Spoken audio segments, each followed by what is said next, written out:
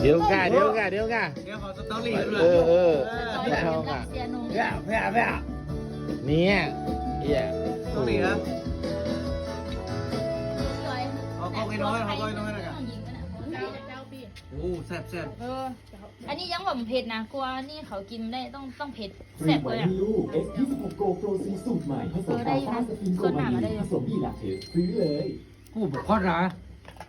เนี่ยน่าไปอยู่กันเนาะโอ้เป็นนี่เป็น40 กว่าปีแล้วไปอยู่กัน ตำถั่วซื้อ3 จานหมูกรอบมัดก็มาใช่น้องมีให้น่ะก็มีตำกินวันนี้ เดี๋ยวจะตำทั่วหมูกรอบนะก็ยินนะหมูกรอบไปอร่อยมาก ก็วันนี้ตำให้พี่อ๋อยกินที่3 เม็ดไปซื้อ3 จานทอด มาแก๊งสามอ่ะอีหย่านี่ก็แก้ล่ะ